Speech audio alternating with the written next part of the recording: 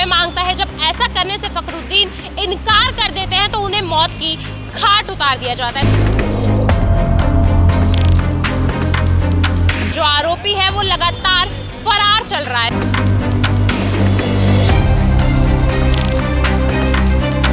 Crime है अपने चरम पर पहुंच चुके हैं और किसी भी तरीके से थमने का नाम नहीं ले रहे हैं। नमस्कार, दिल्ली अप टू डेट देख रहे हैं आप। मैं हूं आपके साथ अलका। इस समय राजधानी दिल्ली के शास्त्री पार्क इलाके में हमारी मौजूदगी है। सोचिए कि आज इंसान के जीवन की कीमत कितनी रह चुकी है।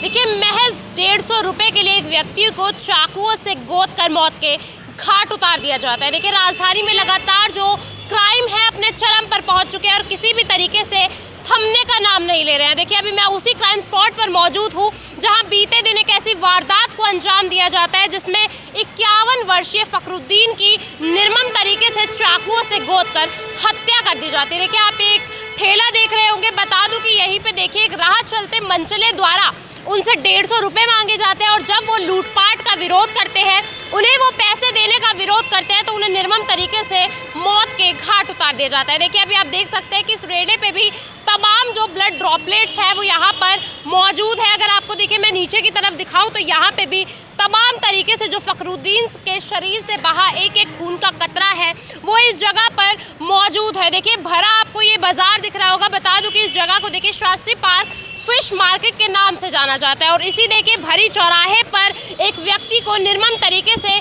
चाकुओं से गोद दिया जाता है। उसके बावजूद भी आप सोच सकते हैं कि यहाँ पे देखिए महज कुछ चंद मीटर्स की दूरी पर ही आपको शास्त्री पार्क का पुलिस थाना देखने को मिलेगा। आप सोच सकते हैं कि कानून की नज़र के सामने और पुलिस प्रशासन की नज़रों के सामने अगर इस तरीके के संगीन अपराध होते हैं तो हमारे कानून व्यवस्था और पूरे पुलिस प्रशासन पर कई कड़े सवाल खड़े हो जाते हैं। देखिए, अभी मैं उसी क्राइम स्पॉट पर मौजूद हूँ जिस जगह पर इस पूरी वारदात को अंजाम दिया जाता है। देखिए, शास्त्री पार्क और आपराधिक घटनाओं का जो रिश्ता है वो काफ़ी पुराना हो चुका है और आए दिन यहाँ से काफ़ी तरीके की खबरें आती रहती है कि किस तरीके से लोगों का कत्ल कर दिया जाता है और उन्हें मौत के घाट उतार दिया जाता है। देखिए, उसी कड़ी में आज एक और जो वारदात है वो सामने आई। आप देख सकते हैं कि ये जो पूरा रोड आपको दिख रहा होगा ये बहुत व्यस्त रोड है और यहाँ पे लगातार जो लोगों की आवाजाही है वो बरकरार रहती है। बावजूद उसके इस तरीके का संगीन अपराध भरी चौक में अगर देखे कर दिया जाता है तो उस पर हमारे पूरी कानून प्रशासन और पुलिस व्यवस्था पर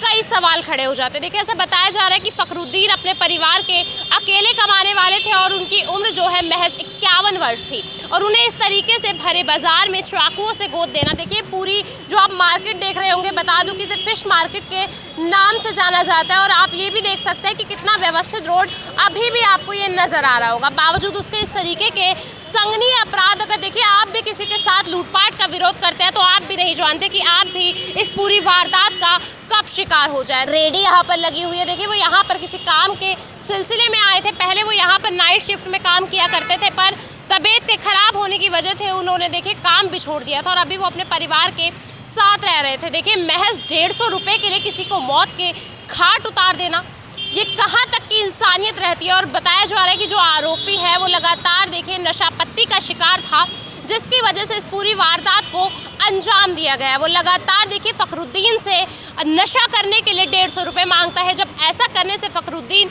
इनकार कर देते हैं तो उन्हें मौत की घाट उतार दिया जाता है। देखिए, शास्त्री पार्क में होने वाला ये महज कोई पहला वाकयात नहीं है। ऐसे पहले वाकयात भी हो चुके हैं जो हमने आपको अपने चैनल के जरिए दिखाए हैं। किस तरीके से एक कलयुगी पिता अपने बेटे की आंखों को निकाल देता है और उसको निर्मम तरीके से गोद कर मौत के घाट उतार दिया जाता है। कभी किसी का शव देखिए डीडीए पार्क में मिलता है तो ऐसी तमाम घटनाएं राजधानी से आती है। देखिए, ये वही राजधानी है जिसमें लोग रहने के सपने देखते हैं और चाहते हैं कि यहाँ आकर वो अपने जीवन को सुगम बनाएंगे। तमाम लोगों को पीछे छोड़कर वो राजधानी में आकर बसते हैं पर वही जब देखिए राजधानी में इस तरीके के संगीन अपराध होते हैं तो जो लोग हैं यहाँ पे रहने से भी कतराने लगते हैं। देखिए, अभी यहाँ की सुरक्षा व्यवस्था पर कड़े सवाल खड़े हो जाते हैं और यहाँ के जो आम जनमानुस है वो भी यहाँ रहने से काफ़ी कतराने लगे। देखिए, कुछ दूरी पर ही जो फखरुद्दीन का आप घर देख सकते हैं कि यहीं से कुछ मीटर्स की दूरी पर ही फखरुद्दीन का परिवार रहा करता था। देखिए, परिवार अभी किसी भी तरीके की कोई बयान देने की हालत में नहीं है क्योंकि परिवार का रो रो कर और बिलक बिलक कर काफ़ी बुरा हाल हो चुका है। आप खुद सोच सकते हैं कि एक परिवार का अकेला रुपया कमाने वाला व्यक्ति, वो परिवार की रीढ़ की हड्डी, जब उसे बिना किसी अपराध के इस तरीके से चाकुओं से गोद दिया जाता है। देखिए, परिवार की अभी पुलिस प्रशासन से किसी भी तरीके की कोई आशा नहीं है, ना ही उन्हें किसी इंसाफ की उम्मीद है कि उन्हें इंसाफ मिलेगा।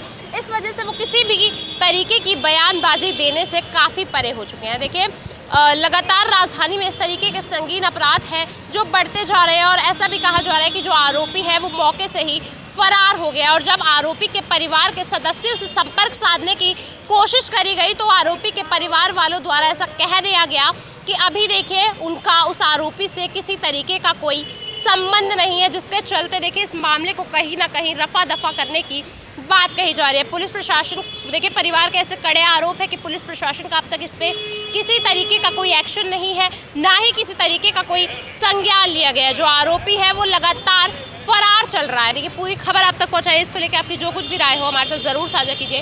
फिलहाल के लिए इतना ही। देखते रहिए दिल्ली अपडेट।